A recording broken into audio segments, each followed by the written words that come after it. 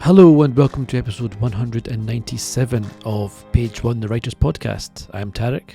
I'm Marco, and thanks for joining us on the podcast where we like to speak to writers of all kinds about their writing careers, find out how they got into the industry, and try and get as many hints and tips from them as possible. And as Tarek says, we have almost 200 episodes, 200 interviews with authors, but also with comic writers, screenwriters, video game writers, agents, editors. So if this is the first time you're tuning in, please do go and check the back catalogue, because there's bound to be people you want to hear from that aren't us.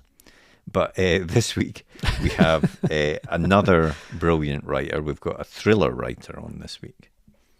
Yes, we have the thrilling thriller writer Dan Malakin this week, who, as we mentioned at the tail end of last week's episode, has written 3 books. The Wreckage of US is his latest, out just recently, in the last couple of weeks.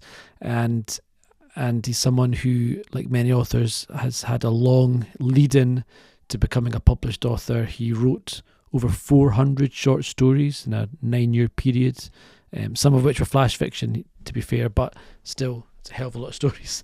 And he found success with them. A bunch were published, 2 were shortlisted for the Bridport Prize, and he jumped around between genres, sci-fi, literary comedy. So I think that was him learning his craft, finding his feet. Yeah. He went to, a lot of the usual steps that we hear authors doing, going to writing groups, etc., and really learning the ropes. And yeah, it's a really fun chat. He's got a lot of knowledge that he's built up over that time, and he shares. He's happy to share it with people.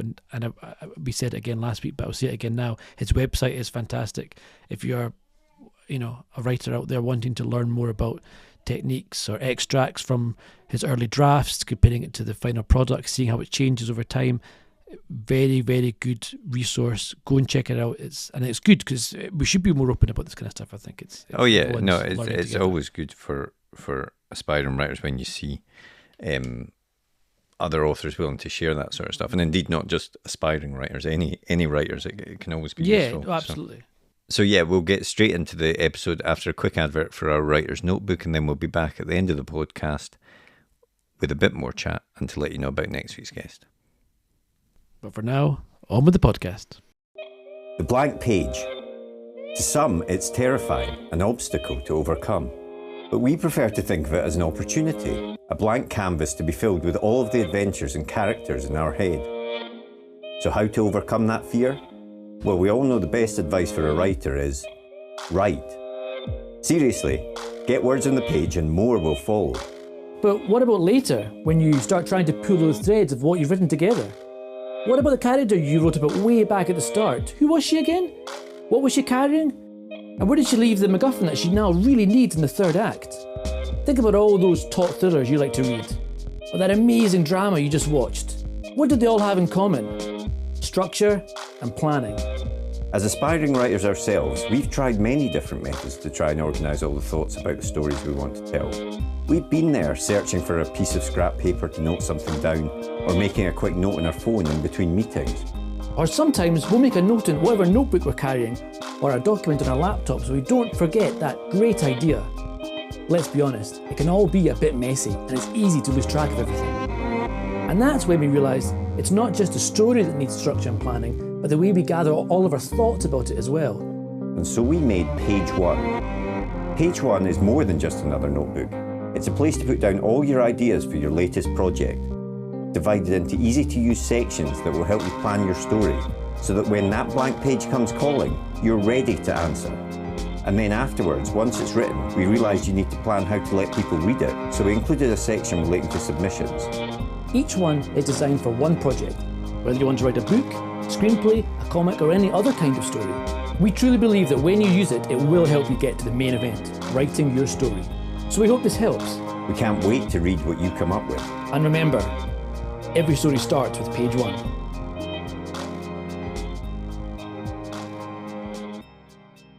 As you've listened to the podcast before, you will know that I always start with the same question, which is, did you always want to be a writer? Well, I mean, I guess some people, and I know this podcast knows that I know the podcast know that some people are like, from the age of 4 or 5. They're like I was writing books and or just A4, stapling them together and sending to our family. But it's not quite what happened with me. I mean, I guess there'd always been kind of writer adjacent. So I was always a very big reader throughout my whole childhood. That was just what I was obsessed with. Spent half my time in the library, and just that was where I was most comfortable. I guess in terms of writing, it was just never really something I thought about. As a teenager or whatever, my parents, maybe because they wanted me to have more financial security than they had, were always pushing me to do something like a proper profession, like a lawyer or a doctor. Those are the two big things. I want to be one of those because then you have a good living and all the rest of it. So, and then I went to university and studied a completely pointless degree in philosophy, which has helped absolutely nothing in my life, except make me question everything. But then, so it was after that, after I finished my degree, and I spent a while just like with a series of terrible jobs and too long backpacking, in various countries, and then came back and started the real world of real jobs, and I just found it very, very disappointing.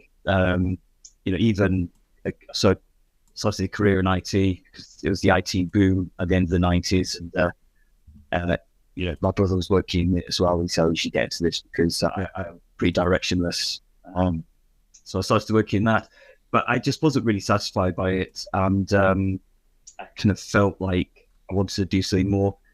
And that's when, so in that respect, the one thing I was always good at school was English and writing. One thing I loved was reading, and I just started writing some stories. And then it became quite an obsession. And that was 20 years ago now. So I guess from there, that's where it started, and didn't really stop. But I think what it was, once I started writing, it just felt like the most natural thing in the world to write stories. So well, I read on your website, you have a really good website, I should say, for people, and if anyone's interested in stuff like a bit of process and how you got started, you kind of share a lot of stuff and early drafts of work, which you then kind of critique with a 20-year later eye, which I thought was very interesting. But you say on your website that you kind of wrote over 400 short stories between 05 and 14. I mean, that's a crazy like output. Yeah, it was a crazy output. I mean, a lot of that was flash fiction, which is usually, say, the way I used to in my writing group was it would be timed for an hour, and then you get some prompts and you write, and you might even try and write 3 or 4 stories in the session. So that's where that number came from. And it just happened that the critique group I was with, or the writing workshop I was with, was a very intense environment where everyone was always pushing each other and trying to get more done and try to get more submissions out there. So there's a bit of a competitive angle in that. I think like many writers, I'm secretly quite competitive, but obviously in a secret way, which I don't like to, make too much of. But so I guess I just wanted to improve, because I kind of knew that, from where I was starting to where I needed to get to be a published writer, which was obviously the aim from when I started. I was like, I wanted to be a novelist because, that's what I love to read. And once you start writing, you kind of go towards what you enjoy doing. And I enjoy reading novels more. I never really read short stories when I was growing up or anything like that. So it was a means to an end. And that was it. So I'd just be writing one full-length short story a week, maybe 2,000-3,000 words, and maybe 3 or 4 flashes a week as well. And over time they build up, and you're always editing old ones, writing new ones. And it was a kind of bit of a bear pit, but it was a good writing experience. Yeah, I was going to say, you said there that you were part of a writing group, and was that a helpful experience in terms of the critique that you got back and things like that to help build your style and find your voice, as they say?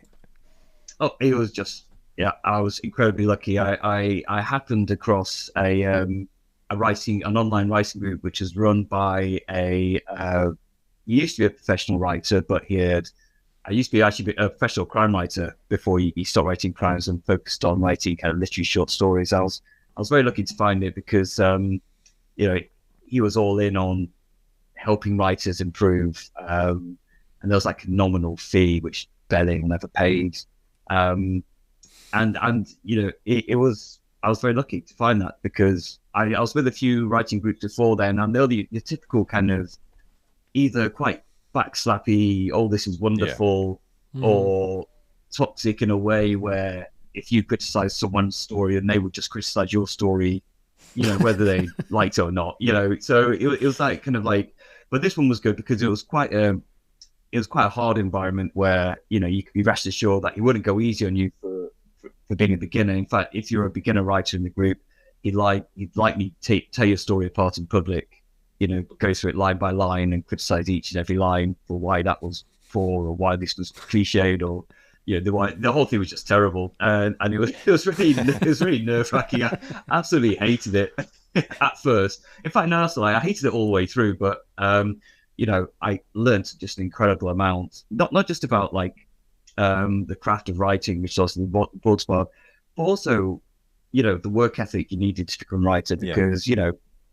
the guy running it, Alex, he was, he wrote a lot, he would write 2 or 3 full-length stories a week. He would sit down in the night and write a whole 3,000-word story and then get it out on submission the next day and get a first prize in a competition or get a publication in a good magazine. So sick, these people. Very sick, yeah.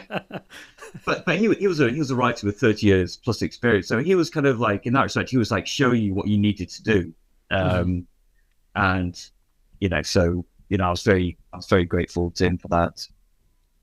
I mean, when you're writing that many short stories in that kind of space of time, where do the ideas come from? And in general, what's your process? Do you have a process, or are you one of these lucky people that just have a billion ideas always in your head and you just kind of pluck stuff out? No, not at all. Well, I'm full of ideas, usually terrible ideas. But I mean, writing to prompts at the time was what, and that was the whole point, was you sit down, you look at the prompts, you kind of give yourself a few minutes to let it all percolate in the back of your mind, and then you just start writing. And, after an hour, you may have seen decent, you probably got something terrible.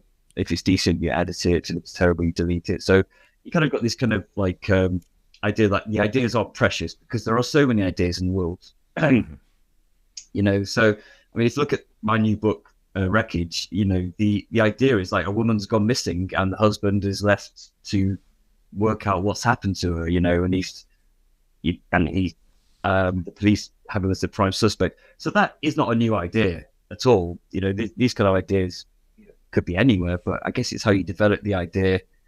And I think that's one thing I've moved away from with the short story stuff. It was very, very disposable almost, whereas, as yourselves working on novels, it's not disposable at all. And you could put 6 months to a year into a novel, or plus, or even longer. Like what I'm working on now, I've been working on for nearly 9 months, and I'm still having to go back to the original idea and look at it again and think, well, am I doing this right or whatever? So your process changes.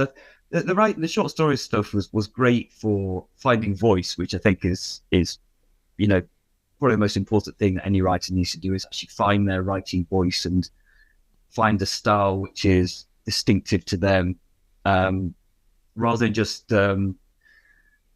not copying, but people are very, especially as a beginner writer, you're very easily influenced by writers you love, So I used to read, when I was first writing, I used to read a lot of I'm going to pronounce his name so terribly wrong here, but Chuck Palahniuk, is that that's his name? Guy who wrote Fight Club. Yeah. But Palahniuk? I realise I may be saying it wrong as well. I have no idea. Sorry, Paul. I believe it. I think it's pronounced Chuck. Yeah. Oh, Chuck. Oh God, I messed that one. Anyway, so I was reading a lot of his stuff, and his writing voice is so distinctive, and his writing style is distinctive. And what I found is like that would just be infiltrating my own stories, which is obviously a terrible idea. But it's actually a good thing in a way, because you get to try out different voices almost, and kind of like see, you know, what do I like about this? What don't I like about it? And why am I so drawn to this voice? You know, and trying to work that out. I think that's a really good way of finding your voice when you're starting, is basically to copy authors that you really admire, their own writing and voice and stuff. And then when you inject your own style into it over time, it morphs into something unique. And I think it's difficult to, as you say, when you start off, to kind of separate their voice from what you're writing. But then as it will evolve, and that's certainly the way I got into it, was basically copying a voice of someone that I liked, and then, you know, taking it from there. Can you say who that was? Yeah, Nick. I'm probably going to say his name wrong as well, actually. Nick Pizzolatto, the True Detective guy. He wrote a couple of books, and I remember reading his book, Galveston, and it was like really noiry, kind of first person, kind of gritty, and I thought, this is kind of perfect for what I'm writing. And I ended up rewriting my book in that entire voice, basically copying his entire style, and then in editing kind of made it not quite as copyright theft infringement. But I don't think it's copyright theft, because I think that writing is something which, it's like any art, I think, where you see something you like and you try to incorporate that into what you're doing because you enjoy it so much, and because you like what you're seeing, and you try and make it a little bit of your own. So I don't think it's copy. I mean, it can be too close to it sometimes, and the reader will notice that, especially if it's a famous writer with a distinctive style. Yeah. And when you were doing these short stories, obviously, I suppose as part of this is maybe part of the process of trying to find your voice and your style and stuff. But I think I'm right in saying that you sort of jumped a lot between genres and approaches and things like that. And again, did that help you settle on the sort of stories that you enjoyed writing the most? I think so. I think that's a good way of looking at it. Maybe in a kind of roundabout way. I didn't know really what I was looking for, I guess. Mm-hmm. I think, as I said at the start, I really enjoy the process of writing. I like being at my desk with a good 3 or 4 hour window between work and family and whatever else is going on, and just having that freedom just to go for it.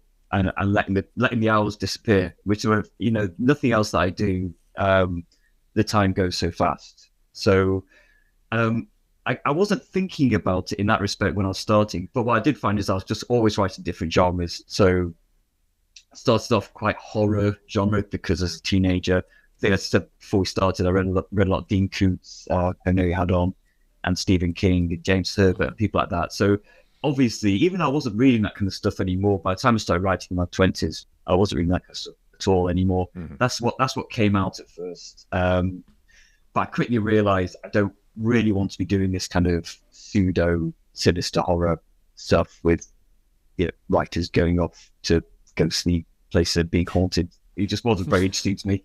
I don't know what. I started just writing different genres, writing a lot of sci-fi because I'm interested in technology. I work in IT, so I felt like a natural thing.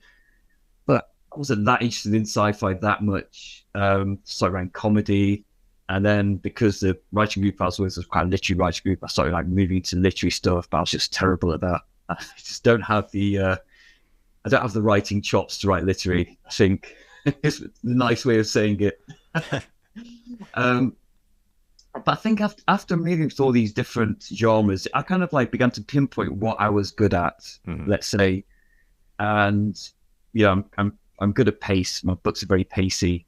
I'm quite good at plot. I like finding clever, twisty plot ideas, and dialogue. I seem to be quite good at dialogue, and that those lean towards kind of thrillery, kind of the thriller kind of genre. And there's a lot of great thrillers were coming out around the 2010s, 2015s, like people like things like Before You Go to Sleep. Is that A.J. Watson or something? I read that and I just thought that was brilliant. S.J. Watson, isn't it? Yeah. S.J. Watson, sorry. So I gave those names wrong here. And a few was obviously Gone Girl and things like that. But there are a few others as well, which was very, very influential. I was like, oh, okay, so this can be good writing, what I consider good writing, very clever books. quite psychological, which I like as well. And then around the 2015, 2016 time, when I was like, well, I don't want to write any more short stories, I feel I've taken that as far as I go.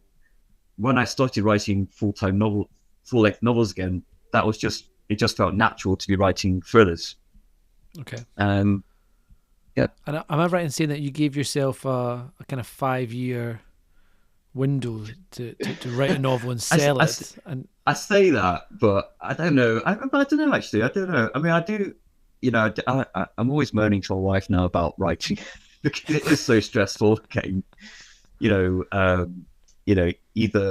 I'm planning a novel, which I'm like, oh, is this a good idea? Or I'm writing a novel, it's like, oh, this is such hard work. Or the novel's coming out, like, Wreckage is out tomorrow, and I'm like, oh my God, what if it's a complete flop? So I don't know. I don't know if I would have given up after 5 years. I think if I hadn't made any progress in writing novels after that time, and I wasn't keen to go back to short stories, which isn't my natural place, I don't think, then yeah, maybe I think, maybe, I don't know. It's hard to say. I just enjoy writing so much. I think I would have found space for it somehow. And I think moving into the thriller genre, as you did, is probably not the worst genre to pick in terms of commerciability and stuff. Because I mean, it's the best genre, and that was also in my mind as well. Yeah, sci-fi, comedy, etc. are much harder sells, I think, to people than thrillers, which are everybody enjoys a thriller, etc. And in fact, that's what happened. The first book I wrote after I decided I'm going to write 5 years to get a novel published was a sci-fi dystopian book, a thriller still, but still a dystopian book. Mm-hmm. And while it did get far with a lot of agents, a lot of them said it is a hard market to sell into. So that really fixed my mind that the next book I'd write, which was The Regrets, would be quite a straight, psychological thriller, because obviously, despite the market being saturated, there is still a huge market for it. So that was in my mind. I can't say it wasn't. And The Regret is interesting because that was the first published novel, but I think I'm right in saying that you went straight to the publisher. You didn't have an agent when that got published. Is that right? No, because it was the same. I did send it to agents, not as extensively as I sent out the first book, because I just got a bit frustrated with it. So the first book, which got turned down, which actually got a full read by quite a few agents, I sent those agents again The Regret, and I got back to them. Well, we like your writing, but psychological thrillers, the market's quite saturated, and we don't feel this is not enough of a standout. But around that time, this is like 2018, obviously being around writing for so long, I keep abreast of what's going on. I could see all these independent publishers really getting a lot of traction, people getting good sales from them. It wasn't just like, you send it to them and it disappears. Yeah. So like Bookouture was huge then, and Bookouture read The Regret and they wanted to take it, but they wanted me to tone it down a little bit because there were some quite nasty scenes towards the end. But fortunately, Bloodhound, which are another very good indie publisher, just took it straight away as is. And yeah, I don't regret that at all, because it got it out there. It sold incredibly well, much better than I imagined. It was in the Kindle top 50 for about 6 weeks, which at the time I was just like, wow, that's just incredible. And at the time I thought, oh, this is just it now. Every book I release is going to be in the top 50. Nothing but gravy from here on out. Nothing but gravy. Sadly, it's been no gravy at all since then. But no, not quite. But no, it was great. It was a really good experience with Bloodhound, and from the success of The Regret, when I sent out the manuscript from the box, I was able to at least point to that and say, well, this book was taken, it did really well, it got really good reviews, and I got an agent for the books within a few weeks, literally, and that agent sold it to Viper, I think, within a month. So from 15, 16 years, I think, by then, of just grinding away at it, and having lots of stories published and having The Regret through an indie publisher. I had a traditional publishing deal within like 2 months. So yeah, that's how it happens, I guess, sometimes. Yeah, within 2 months. But with that backstory as well. Yeah. Many years behind it, but yeah. But I suppose it's true, isn't it? Because I was going to ask as well, because you were a couple of your short stories, I think, were shortlisted for the Bridport Prize, and things like that. Obviously, the success of the relative success of the regret and things like that will make it an easier sell to agents, I guess, that this is someone that isn't completely going to waste my time if I look at this stuff, I guess. Yeah, that's it. I think there is you get a bit of a track record, I think. And whereas it's not, it wasn't the greatest track record in books. It at least showed that I was a serious writer who has been doing this for a long time and prepared to get stuff out there. So it was a lower risk, but also I guess the book's got to be something that they want to take on, because that's you could write the best thing in the world, but if no publisher feels that there's a market for it or they can sell it, it's still not going to be taken on. So, and that goes back to what you said before about writing crime, because crime is a thriving published market. Really, at the end of the day, there's a lot of crime readers and there's a lot of crime writers. Well, we've chatted around it for a while, but The Wreckage of Us is your brand new book, and it's out tomorrow, as time of recording, June the 6th. So why don't you tell us a little bit about what the book's about? Okay, so Wreckage of Us starts with he's a guy called Brian Webb. He goes for his morning bike ride, as he does every Saturday morning. He comes home and the police are on his doorstep. And they say there's been an incident. Your wife's car has been found abandoned nearby, and there's blood over the windscreen, and she's disappeared. So that's the setup. And straight away, he is the suspect because he's got no alibi. He's gone on his bike ride. No one knows where he's been. No one's seen him. He's come back, and his wife's car, and she's missing, presumed hurt at the very least. So I guess what I wanted to tap into with that was a little bit of the true crime kind of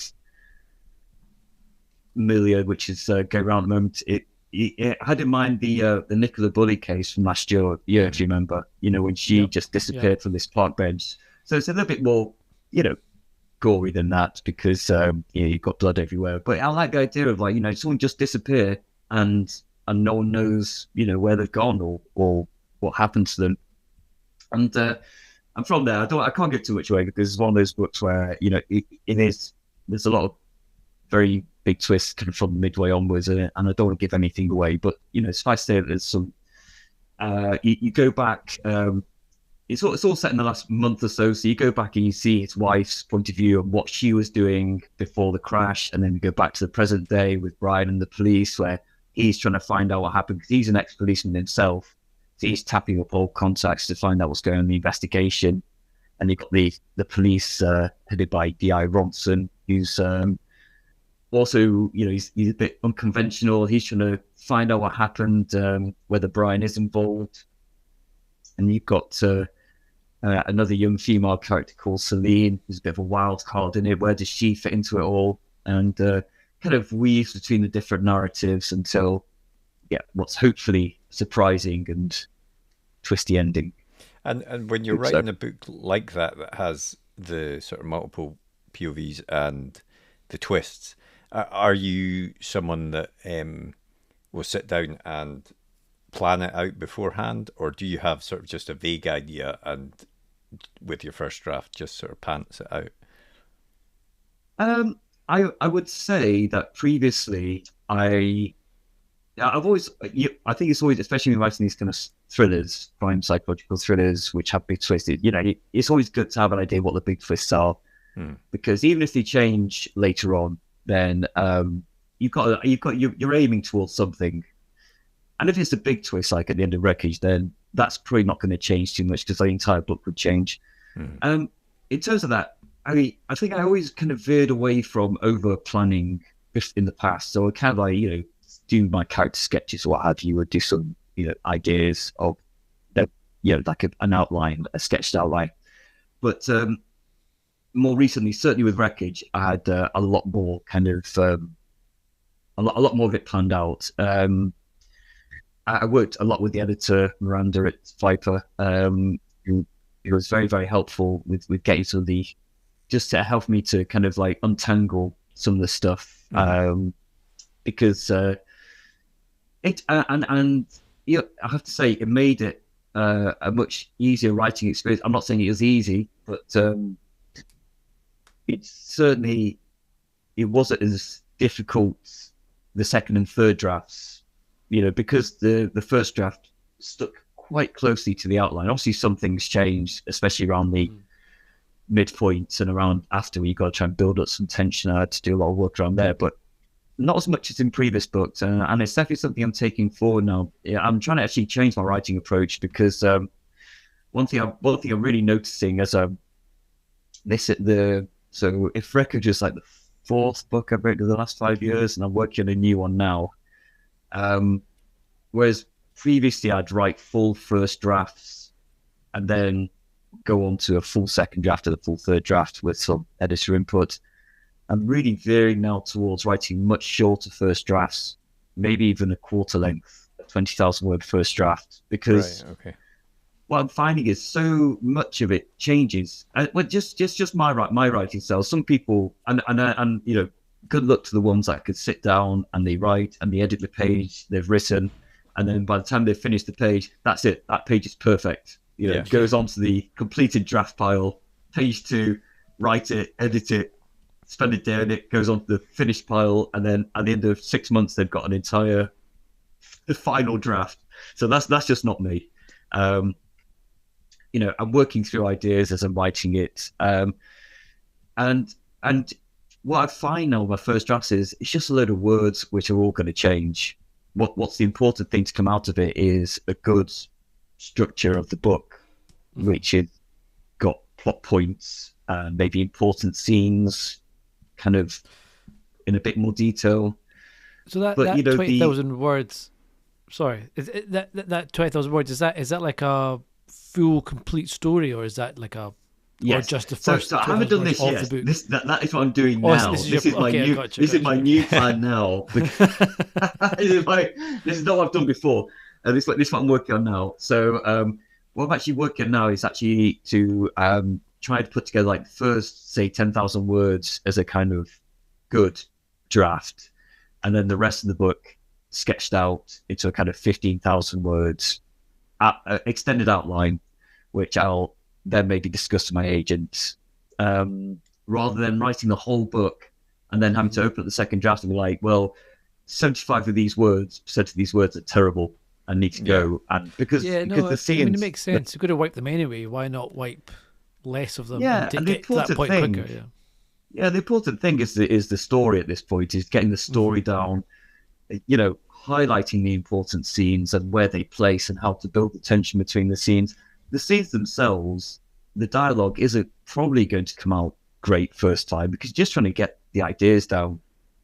And a lot of it's all placeholder stuff, like descriptions especially, I'll just placeholder them and then try and like fancy it up in the second and third draft to make it more vibrant or whatever.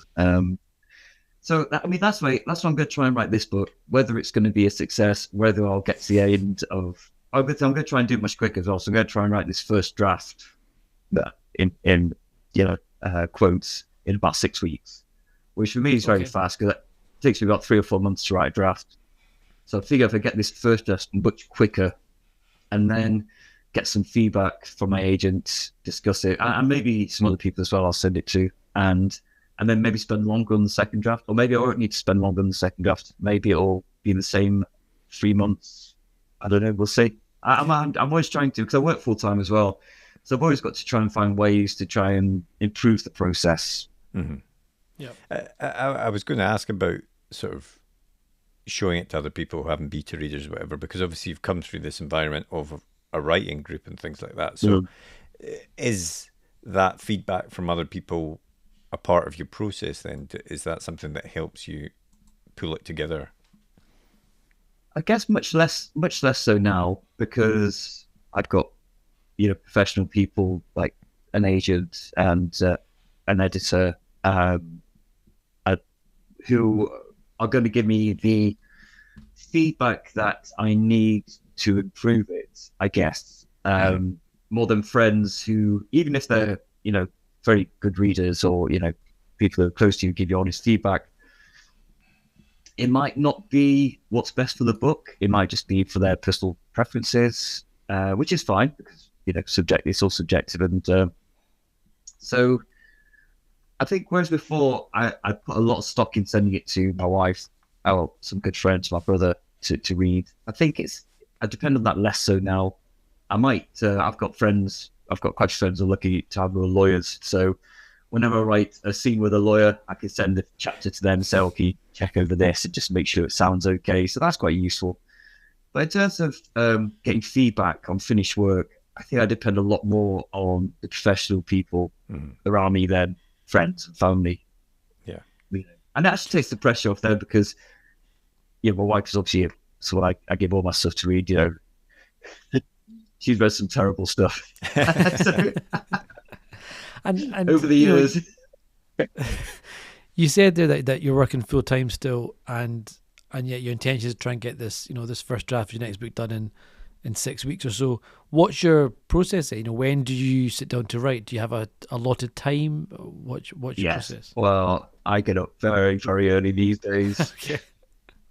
I used to, in my 20s, or in my 30s, I used to be, pretty much a nighttime person. But now I've got a young family as well, so I'm up every morning at 5, and I'll get my writing done by 8. So between 5 and 8, I'm writing, and then doing breakfasts and maybe a school run sometimes. But I balance that more. And then I get my day job done because that's quite high pressure as well at times. And if I could squeeze a few other bits in at the end of the day or whenever, then I will do. But if not, at least I know I've got those 2 or 3 hours in the morning to just solid time just to get it done. And is it but easy? It's not easy. Yeah, it's not easy at times. I was just going to ask. I mean, is it easy to get into that? Because that is your designated writing time. Is it something that has become easier as it has sort of developed into a habit, I guess?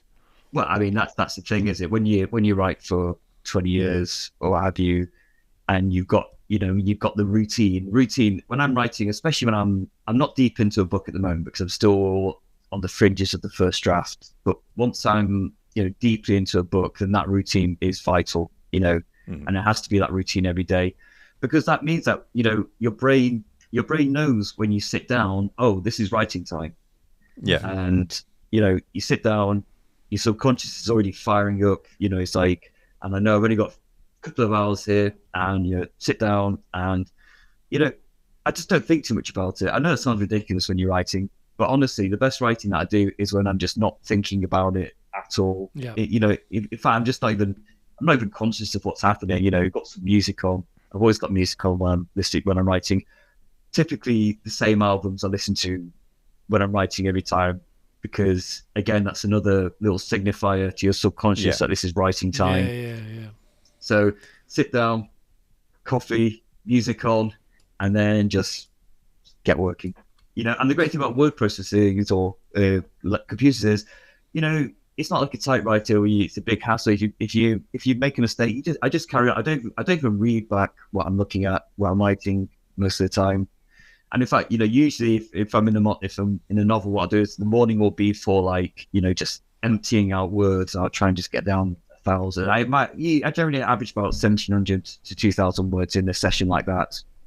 And then over the day or towards the end of the day, I'll crack that file open and tidy it up a bit and, make it at least legible. It won't be a good copy, not until the second or third draft, but at least it'll be legible where I can look at it on the second draft and be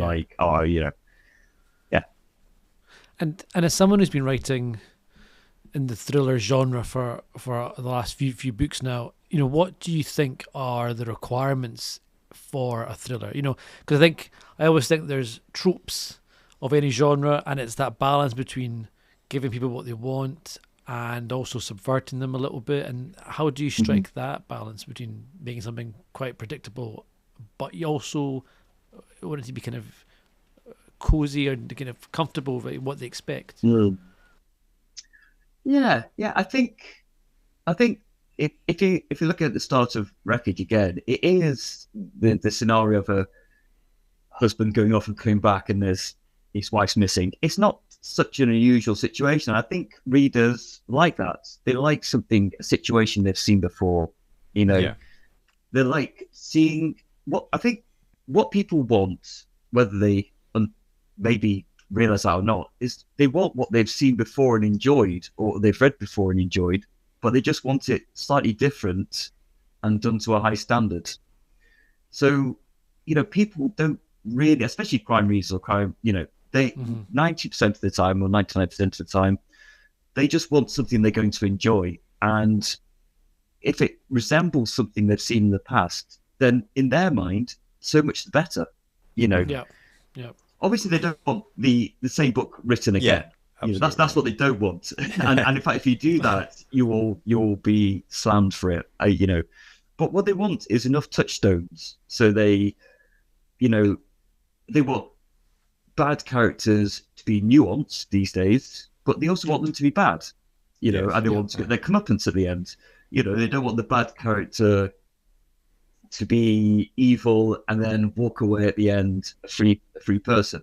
So those kind of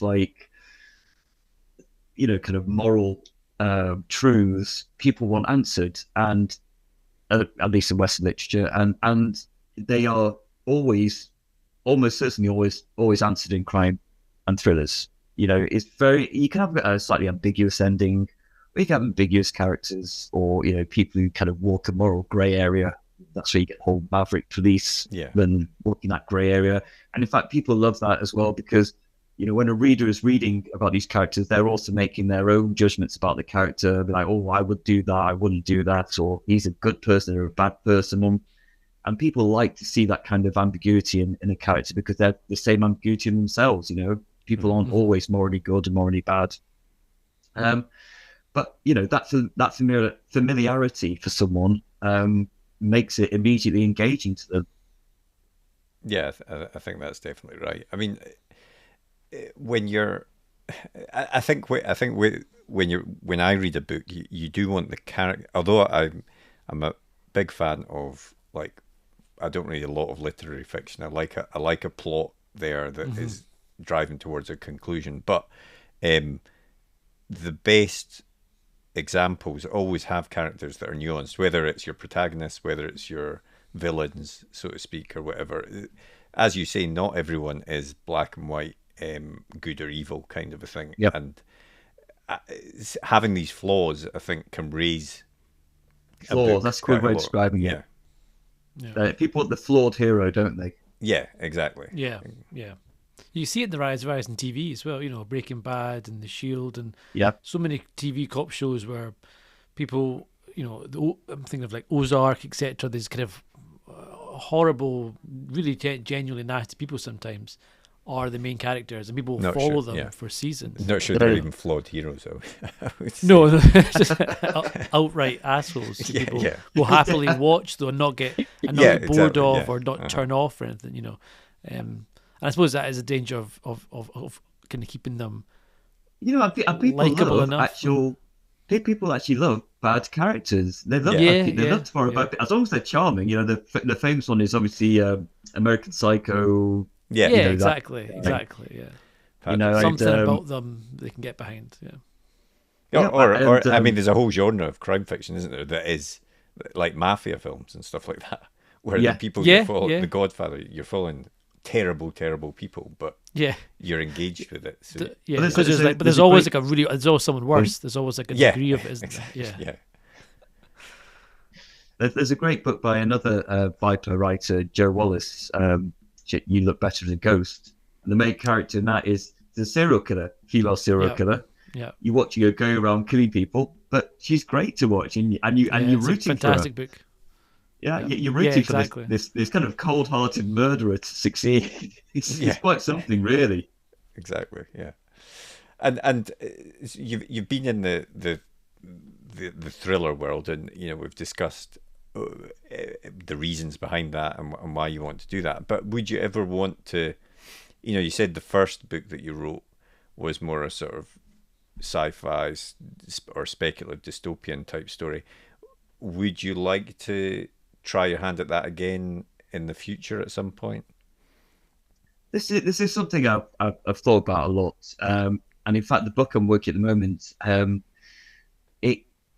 I've actually started. I'm restarting it at the moment now because I did take it in a bit of a different direction from crime and thriller. Even though I had a crime at its base, I took it in a not a gentler direction, but a kind of more kind of exploratory direction of the people rather than of the crime.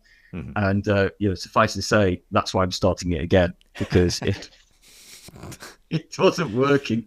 So it's writing. Even after having a few books out and writing so long, it is still very much a learning experience. Everything I'm doing.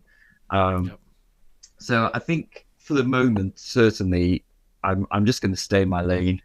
I'm just going to, keep writing crime and thriller books. So I've read The Well Works at the moment. I'm redoing it now as just a straight up and down crime thriller, and already I can see it's much better. It just flows better, and it's faster paced, and it's more exciting. The tension is there in every chapter, whereas in the version I've been writing for the last 6 months, I've kind of get to the end of the chapter and say, oh well, it's kind of like a bit wishy-washy this, but and I say to myself, well, that's not what I'm trying to do with this book.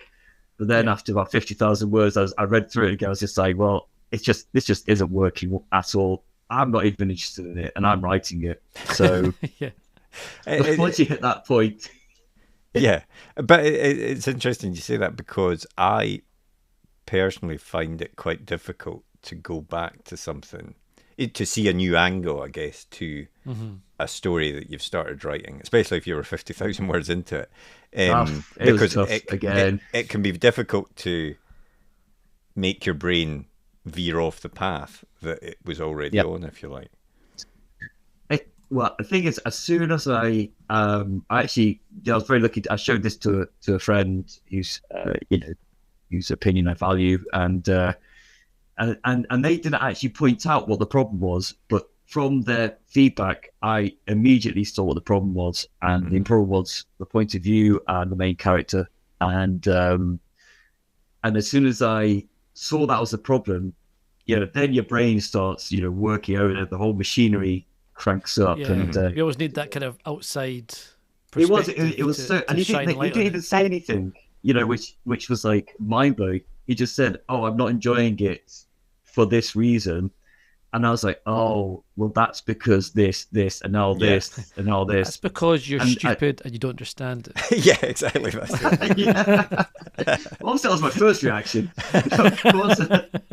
Once I had time to process what you're saying. The reason I sent it to, which I wouldn't have normally done actually at this stage, was because I knew there was something wrong, but I couldn't figure out, I couldn't, you can't get that distance, so you can't get that change of viewpoint. So that was a couple of months ago, and since then I've actually not looked at that draft again, because I didn't want that to be like in my mind anymore, but I've kind of restructured it all, and I've done a kind of vague outline, and like I said, I'm working on the kind of opening 10k words now, and then I'm going to try and race through the rest of the book and have an outline, which I can work from a good draft, and hopefully this will be a better stab at it. But you don't know, do you? Because who knows until it's finished. Yeah, exactly. And I mentioned at the start of the chat about your website and how it's a really good source of information for writers. And I can't remember if I said it or not, but you talk about a lot about your writing career. You kind of, your background. You share extracts from your early drafts. You talk about technique. And I wondered, is it important to you to be open and honest about that kind of stuff? Because it seemed very much like a kind of a reservoir of information that I'd imagine you would have quite liked to have when you're starting out, and this kind of new writer. Just some hints and tips. I've always been happy to talk about writing. It's interesting actually. I've got a article coming out in Writing magazine next month, I think, which is again about the same sort of thing, about kind of the journey from being short stories into full-length novels. So yeah, I mean, it should be. I'm happy to be transparent because it's been an interesting journey, I guess. Looking back, at the time, didn't feel so interesting at the time, but in retrospect, it is. And if someone further, back on the tracks from me, messages me and says, can I ask you about this? I'm absolutely always happy to take the time to chat with them about it and talk about my experiences, because and it's actually quite interesting because you had someone else on recently, Jasper Ford, who I absolutely loved his books in the early 2000s. I read all the Air Affair books, and I actually emailed him after reading, I can't remember which one, I think it's Well and Lost Plots or something like that, because I was so just blown away by some of the plot stuff. And I was very much in my early stage of writing. I emailed him and said, this is amazing. And he sent me a really long email back. And we had to go into quite a long discussion about it on email. I've always remembered that. And in fact, when I was listening to this podcast with him that you did quite recently, I just marveled at the fact that, here I am, on the same podcast as him, 15 years later. You finally made it on page one. Yeah, exactly. This is the pinnacle. It's all downhill. It's all downhill. So it could well be. But from when he replied to me and was so giving with his time, and I went into detail about. I remember I went into about this plot point, and he went into a lot of the mechanics of it. And I was so grateful to do that, and I've always been happy to do that as well ever since. So. Yeah, I mean, that generally what we've found since we've been doing this podcast is that if there's one thing that writers like to do, it's talk about the writing side of it. Because I think often they'll be asked about the book, what happens in the book, and things like that. But the actual technique and process side of things is something that people are always, in my experience, they can become quite engaged in when you talk. And everyone's got such a different way of doing things and a different writing schedule and techniques and stuff. It's always good to hear the folks that techniques and ideas. Yeah, it is. It's I'm still learning. I listen to a lot of these podcasts. I think that's right. Everyone is. Yeah. Yeah, and I'm always trying to pick up little tips from people, and in fact, I think my current plan of writing this shorter first draft, just to get the full novel out without having to worry about making detail, came from someone talking about it on a podcast. I think I can't remember who exactly now because I listened to so many of them, but someone else is saying how especially because I like to try and write a finished book a year at the moment, and I was just looking at ways to speed up the process, and I listened to someone else saying that they do that exact thing where they just really speed through the first draft, not even thinking too much about it, just trying to get the story down, concising every chapter. So each chapter is just 300-400 words. And then when they get to an important scene, they'll dig into the dialogue if they're finding it's coming out. And I was just like, oh, that sounds like quite a good thing to try. So I'm going to try that. And it just so happens that because I've restarted this book a couple of times now, I don't want to have to do the whole draft again, because I'm going to cherry pick bits from the other drafts I've done of it, and I was just, I'll give this a go. So maybe we'll chat in a few months' time, and I'll be like, oh, what a terrible idea! Don't work at all. Maybe. Yeah, we'll keep listeners updated with that journey. But So I was going to say what's next, but it sounds like you're working on this one that you. Started again, another book, and then another book, and then another book, and I think it's very hard because you've got to try and maintain the momentum. I think that's one of the most important things. And I see so many great writers who they'll have a book out, and the book will be really, really good, and it'll sell really well, and then 2 years, 3 years, 4 years, and no second book. Or the second book, no third book, and you're just thinking, well, what happened?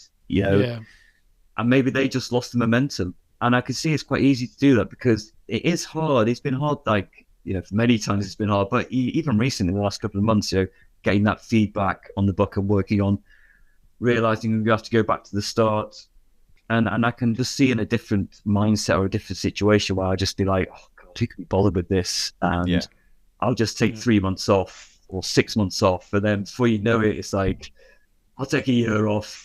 Yeah, and then it's like, exactly. oh God, why am I going through this again? I could just take more holidays. And there's no deadline on that first book. You could spend 5, 10, 20 years working on that first book, and then suddenly it's like, right, you got 8 months or 12 months, whatever, to write book 2, and it's a very different beast all of a sudden. It is. Well, that's what happened to me with Viper. You know, I had the first book out, and then suddenly you got to produce the second book very quickly. You know, to capitalize on that, and and you don't want to lose that momentum again because Wreckage is out tomorrow, and then the paperback is out probably early next year, and then you're either going to have a new book ready to sell by then, or you're not.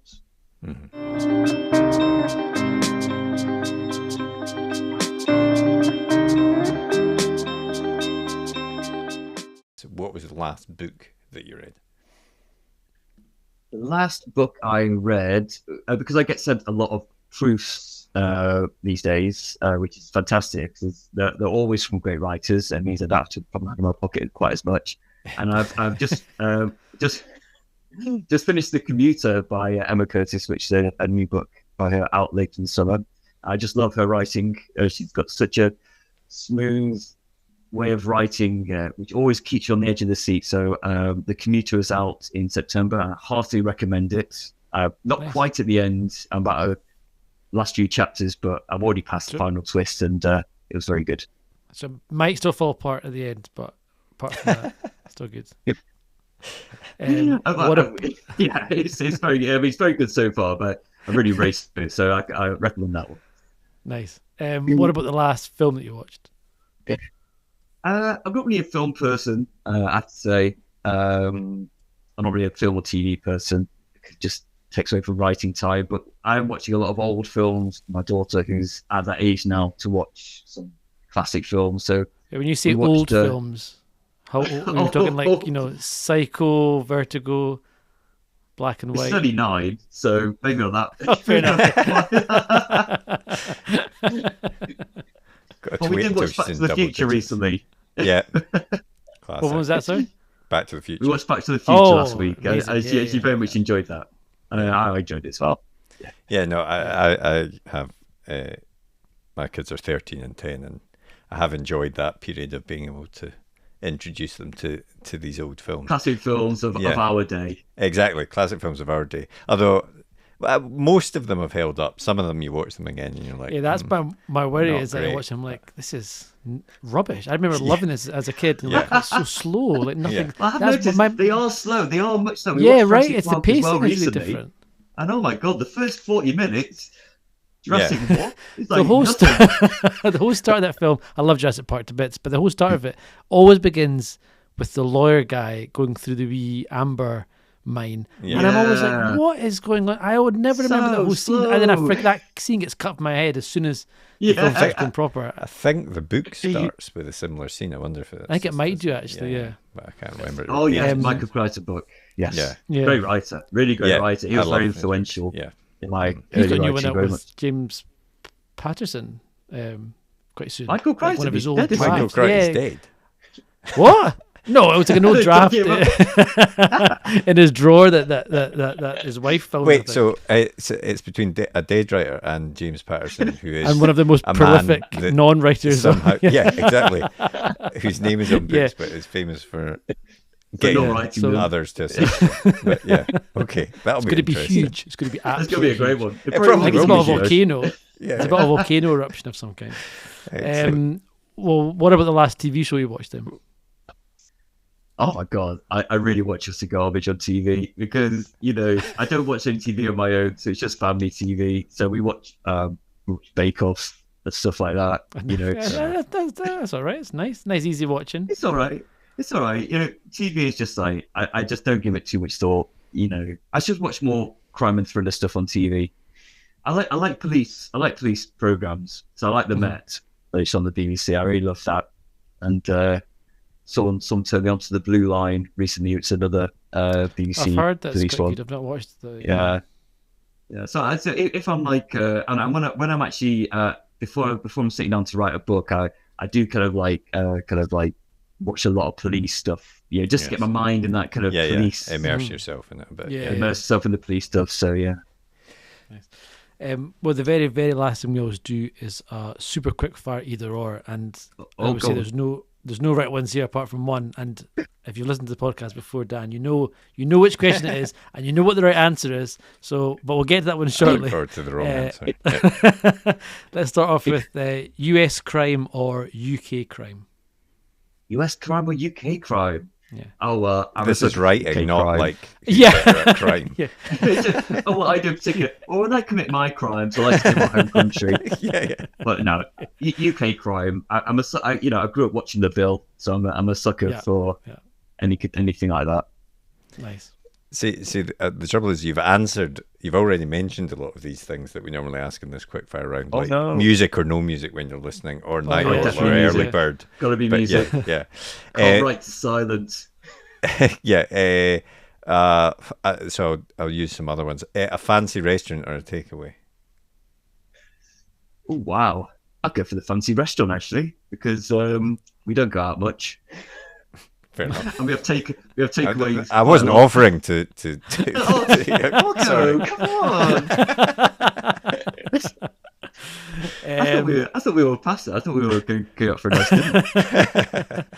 I'm going to jump straight to the big one, which of course is paper book or ebook. Yeah, and I don't mind if you lie here, Dan. I know everyone likes paperbacks, but I am married to my Kindle. It's the first thing. Absolutely, it's the first thing that correct. gets packed on any trip. It's my constant companion. So absolutely stuff the nice smelling paperbacks. Yes, thank you. Any day. Finally, someone who doesn't like sniffing paperback books. Well, you said they were nice smelling. I love paperbacks. I love books, and I have way too many of them.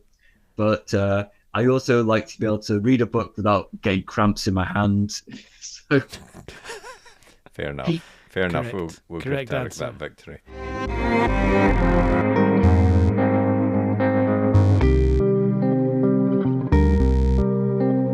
Yet another ebook success. You must be getting pretty nervous over there now, Marco. I think that's 2-1 so far in this little run of episodes with authors since we came back with authors. So yeah, you should probably just end it here. I think and just call it a day. Yeah, exactly. But no, thanks very much to Dan for coming on to the podcast. I should say we had a discussion there about how to pronounce the author of Fight Club name, and I've checked online, which confirms that none of us, in fact, were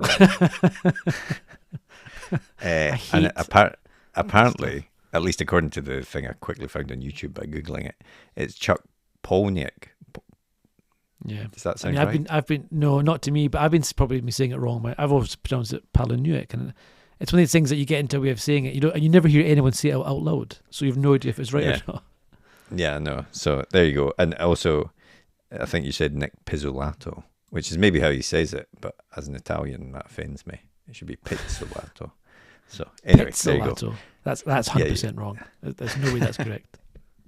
Pizzolato probably is more correct. This is one of the most stressful things about doing a podcast, is realizing how many authors. Yeah, I know. You don't know how to pronounce. We get them wrong. But yeah, I also thought it was interesting with Dan. Obviously getting up at 5 a.m. to write. I know some other people get up early to write, and it obviously works for them. I think you do sometimes as well. But I've started doing 5 a.m. Sometimes just to try and find that quiet space. But as he says, it obviously works when you do it regularly, because your brain knows that that's writing time, so you can get into it at that point. Yeah. It's like we said before. It's that routine, isn't it? It's like it's getting into the writing mode as fast as possible, and not spending that first 20 minutes, half hour mucking about on the internet, which I'm very guilty of. Oh yeah, terrible. For pretty much every part of my life. But yeah, thanks to Dan for coming on. The Wreckage of Us is out now. We'll put a link in the podcast description so you can pick that one up. But next week it's a special episode because it's a very good episode because you don't feature. I mean, it's a very bad episode. Oh, fuck, you got it before me. It's a very bad episode. So yes, I'm not present next week.